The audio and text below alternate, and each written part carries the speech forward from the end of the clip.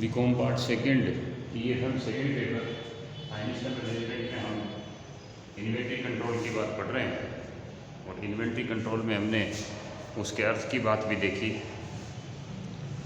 Inventory से तात्पर्य हमारा क्या है और स्कंद नियंत्रण से हमारा क्या तात्पर्य है। तो स्कंद के बारे में मैंने आपको बताया कि एक अंकी व्यवसाय जो है या व्यापारिक जो है वो तो एक ही प्रकार का मटेरियल रखता है, लेकिन निर्माणी जो संस्थान है उसमें 3 तरह का रहता है। रॉ मटेरियल है, वर्क इन प्रोग्रेस है और फिनिश गुड्स है।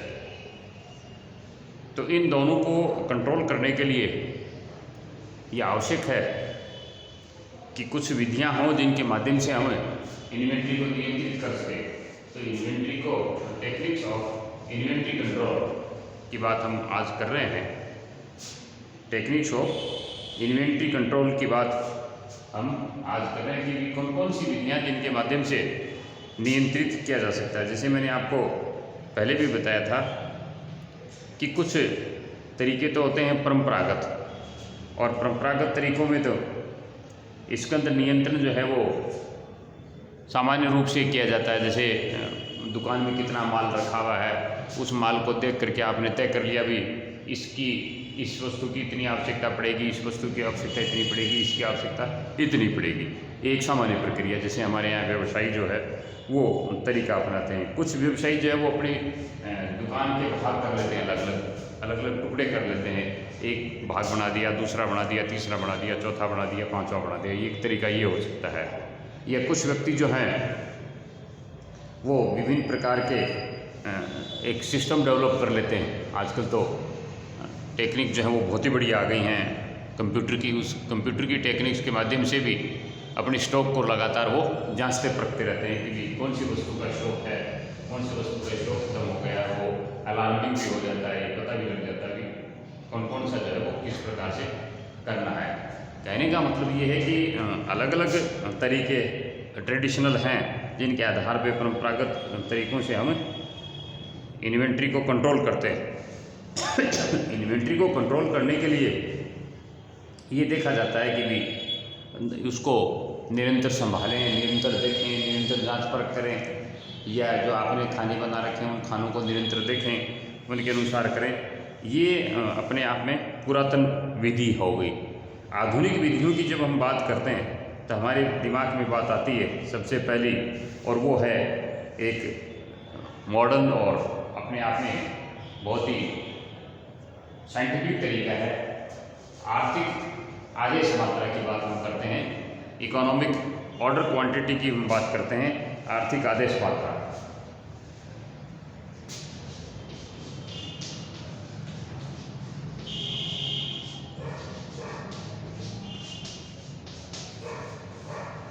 आर्थिक आदेश मात्रा आर्थिक आदेश मात्रा की जब हम बात करेंगे तो हमारे दिमाग में एक बात आएगी सीधी वो ये है कि economic order quantity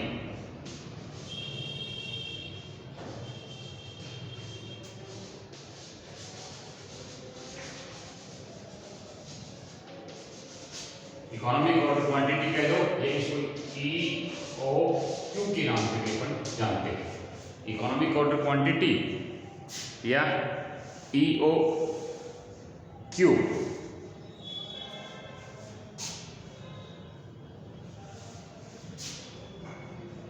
economic order quantity की जब हम बात करते हैं तो हमारे दिमाग में एक बात आती है कि वह स्थिति जो आर्थिक आदेश हो, वो सस्ती हो, सरल हो, आराम से जिसका उपयोग किया जा सकता हो, तो वो आदेश मात्रा हम समय समय पे देते हैं। जैसे ऐसा तरीका, ऐसी विधि अपनाई जाए जो कम खर्चीली हो, सरलता से हो और सुविधाजनक तरीके से हो।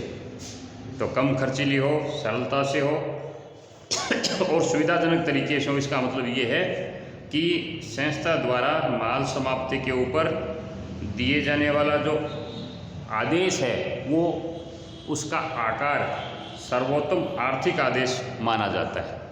संस्था द्वारा जो माल समाप्ति के ऊपर उन्हें आदेश दिया जाता है वो आर्थिक आदेश मात्रा कहलाता है।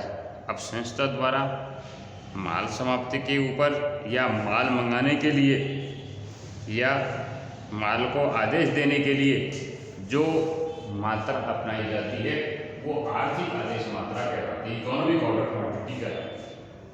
यानी जैसे किसी संस्था के द्वारा व्यवसाय किया जाता है और उस व्यवसाय को चलाने के लिए जो इन्वेंट्री की आवश्यकता पड़ती है, उस इन्वेंट्री को मंगाने के लिए जो हम ऑर्डर देते हैं, मंगाने के लिए जो हम आदेश देते हैं, वो सर्वोत्तम आर्थिक आदेश मात्रा कहते हैं उसको।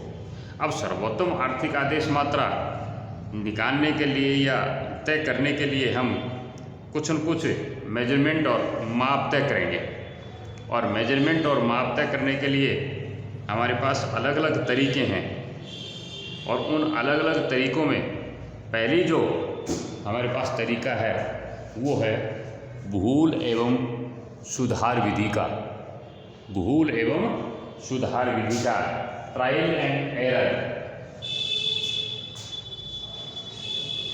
भूल एवं सुधार विधि। अर्थात इकोनॉमिक ऑर्डर क्वांटिटी निकालने के लिए हम बार बार आदेश देंगे, हमें बार बार आदेश देंगे और उन आदेशों के खर्चों को हम कैलकुलेट करेंगे।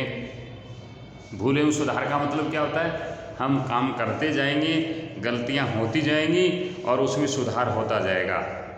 अब उस गलतियों को सुधारने का क्या तरीका है? जैसे मान लीजिए आपने आदेश दिया किसी एक क्वांटिटी का, 100 इकाइयों का, 200 इकाइयों का, 500 इकाइयों का, 600 इकाइयों का, आपने आदेश दिया एक विशेष प्रकार की वस्तु को मंगाने का, तो आपने ये देखा कि आदेश जो दिया हमने उसका इतना खर्चा आया, आपने जो आदेश दिया उसका इतना खर्चा आया, उस खर्चे को कैलकुलेट किया आपने, और फिर उसके पश्चात में आपने उस माल को ला करके अपने यहाँ व्यावसायिक संस्थान में रखा, व्यावसायिक संस्थान में उसको स्टोर किया, तो आपने ये देखा कि भी स्टोर का कितना खर्चा हुआ, उसको आंकलित किया आपने। तो हमने आपको इससे पहले ये बताया था कि विभिन्न प्रकार की लागतें होती हैं और कुछ रिस्क होती हैं। तो लागतों की जब हम बात करते हैं तो एक तो होती है ऑर्डरिंग कॉस्ट, एक होती है कैरिंग कॉस्ट।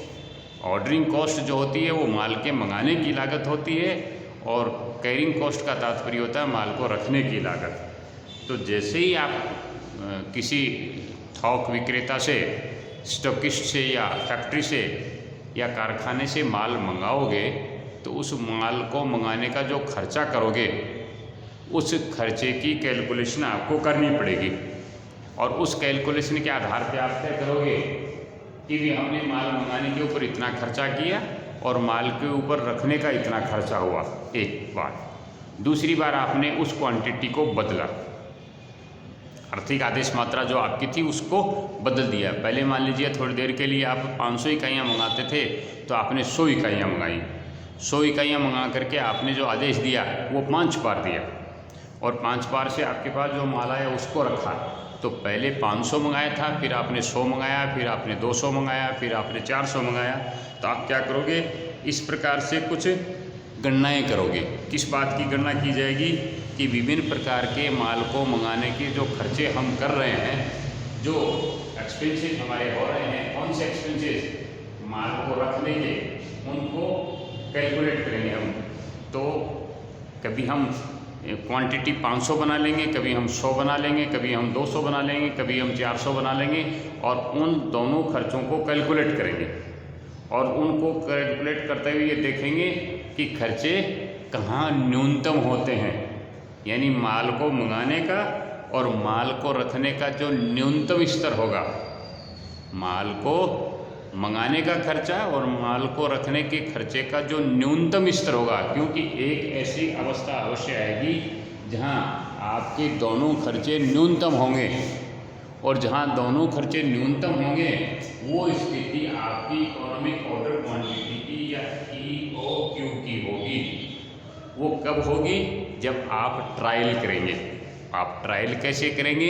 कि मान लीजिए आपको वर्ष भर में 5000 इकाइयों की आवश्यकता पड़ती है, तो आप एक बार 5000 इकाइयों को एक साथ मंगाएंगे, फिर आप उन इकाइयों को 1000 के रूप में मंगाएंगे, फिर आप उन इकाइयों को 200-200 के रूप में मंगाएंगे या 200, 400, 500, 600 यूँ करके मंगाएंगे, यानी उनके अलग अलग आदेशों के टुकड़े करेंगे, आदेशों के टुकड़े करेंगे। जैसे एक आदेश देंगे, मान लीजिए आप एक बार में 1000 इकाई मंगाते तो 5 आदेश हो गए तो 5 का खर्चा हो गया। आप एक बार में 500 इकाई मंगाते तो 10 आदेश हो गए तो 10 आदेशों का खर्चा। आप मान लीजिए 250 मंगाते हैं तो 20 आदेशों का खर्चा। आप 200 मंगाते हैं तो उसके अनुसार खर्चे आपके बदलते जाएंगे। फिर जैसे ही माल आपके पास आएगा तो उस माल को रखने का खर्चा भी आपको करना पड़ेगा। तो कहने का मतलब ये है कि भूल एवं सुधार विधि ऐसी विधि है, ट्रायल एंड एरर ऐसी मेथड है इस इकोनॉमिक ऑर्डर क्वांटिटी की, जिसमें ये देखा जाता है कि व्यवसायी को न्यूनतम खर्चे कहाँ होते हैं। और न्यूनतम खर्चे का मतलब माल को रखना और माल को मंगाने का जो टोटल एक्सपेंसेज है वो जहाँ न्यूनतम होगा उस संख्या को हम इकोनॉमिक ऑर्डर क्वांटिटी कहेंगे, या सर्वोत्तम आर्थिक आदेश की स्थिति वो होगी जहाँ ये खर्चे दोनों न्यूनतम होंगे। तो इस विधि के माध्यम से आप गणना कर सकते हो विभिन्न प्रकार के ऑर्डरों को लेकर के, और वो ऑर्डर आपको खर्चे के बारे में बताएंगे और जहाँ न्यूनतम खर्चा होगा उसके आधार पे हम कैलकुलेट करेंगे।